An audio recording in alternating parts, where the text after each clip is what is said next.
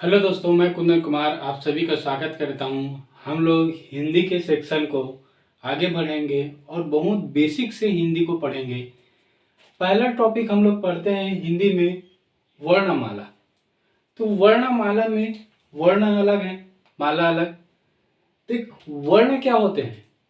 तो वर्ण वे छोटे से छोटे अक्षर जिसे तोड़ा नहीं जा सकता। ये जैसे हो गया अ, तो अ को और दो टुकड़ा में नहीं तोड़ सकते हम लोग। जैसे ई हो गया, ई को और दो टुकड़ा में नहीं तोड़ सकते। जैसे ये का, आधा का, ये यहाँ पर हलंत लगाया हुआ, ये का, च, झ, ये सब क्या है? वर्ण। वर्ण क्या होते हैं? वे छोटे से छोटे अक्षर जिसे हम और तोड़ नहीं सकते, वो क्या कहलाते? वर्ण। फिर वर्णमाला देख लेते हैं। वर्णमाला क्या होते हैं? वर्णों के व्यवस्थित समूह को वर्णमाला कहते हैं।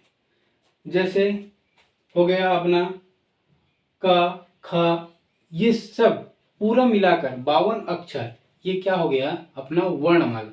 तो इसी के बारे में आज पढ़ेंगे हम लोग, वर्णमाला के बारे में। वर्णमाला को हम लोग बेसिक रूप से हम लोग बांट देते हैं इसके प्रकार के रूप में। जैसे स्वर हो गया, अयोगवा हो गया, व्यंजन हो गया, संयुक्त हो गया और उच्छिष्ट हो गया। तो हम अब ये सबको फिर सबके बारे में बेसिक से हम लोग पढ़ेंगे।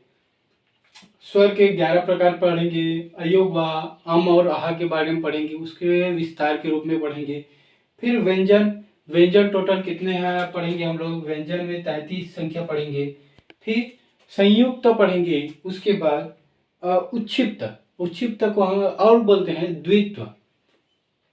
चलिए तो फिर हम लोग चालू करते हैं स्वर से। चालू करते हैं स्वर। स्वर महर्षि पतंजलि के अनुसार स्वर को क्या कहा गया है? स्वरा राजन्ते स्वरा अन्वग भवति व्यंजन मिति, यानी कि स्वयं स्वतंत्र है और व्यंजन स्वर पर आश्रित है। स्वयं राजन्ते स्वरा अन्वग भवति व्यंजन मिति। फिर स्व आश्रित वर्ण को स्वर कहा जाता है। जो स्वयं पर आश्रित हो उसे ही हम लोग क्या कहते हैं? स्वर कहते हैं। स्वतंत्र रूप से बोले जाने वाले वर्ण क्या है? अपन स्वर है। हिंदी में स्वरों की संख्या मोस्ट आईएमपी है।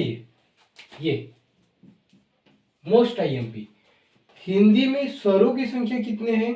तो 11 है। 11। हिंदी में लेखन के आधार पर स्वरों की संख्या कितने हैं? तो 13 है। इसको याद रखना, स्वरों की संख्या कितना है बोलेगा तो 11 है, और लेखन के आधार पर स्वरों की संख्या कितना है? तो 13 है। जैसे आ, ई, उ, ए, ओ, यहां तक ये है स्वरों की संख्या। लेकिन लेखन के आधार पर बोलेंगे तो अम और आहा भी जुड़ जाते हैं उसमें। स्वरों को हम लोग बांटते हैं हास्व स्वर, दीर्घ स्वर और संयुक्त स्वर। हास्व स्वर को ही हम लोग क्या कहते हैं? मूल स्वर भी कहते हैं। क्वेश्चन पूछते हैं हास्व स्वर, हास्व स्वर कौन कौन से होते हैं? तो अ, ई, उ और ऋषि। सबसे छोटा वाला क्या है? अ, ई, उ और ऋषि। इसे और नहीं तोड़ सकते, इस कारण इसे हास्व स्वर या मूल स्वर कहते हैं। फिर देख लो दीर्घ स्वर। दीर्घ स्वर में आ, बड़े ई, बड़े उ। अ को हम लोग तोड़ सकते हैं अ प्लस अ बराबर आ, या अ प्लस आ बराबर आ। ऐसे दो शब्दों में हम लोग, दो वर्णों में हम लोग तोड़ सकते हैं, इस कारण इसको दीर्घ स्वर बोलते हैं। और संयुक्त स्वर, संयुक्त स्वर उसे कहते हैं जो अलग अलग स्वरों से मिलकर बनते हैं।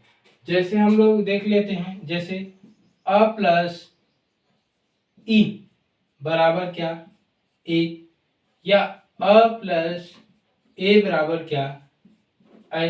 देखो ये बना ए या ए जी। इसी प्रकार ओ हम लोग देख लेते हैं, आ प्लस उ बराबर ये हो गया ओ, या आ प्लस अपन देख लेते हैं ओ बराबर क्या, औ। तो ये है क्या, जब दो अलग अलग स्वर मिलकर क्या बनते हैं, एक नया वर्ण बनते हैं, तो उसको हम लोग क्या बोलते हैं, संयुक्त स्वर। यानी कि आपस में मिलकर एक नया स्वर बनते हैं, उसको हम लोग क्या बोलते हैं, संयुक्त स्वर। तो फिर वीडियो लंबा हो जाएगा, फिर अगले वीडियो में मैं स्वरों के वर्गीकरण के बारे में पढ़ूंगा। हम लोग स्वर के बारे में पूरा पढ़ेंगे, पूरा हिंदी चैप्टर पूरा कंप्लीट करेंगे। चलिए।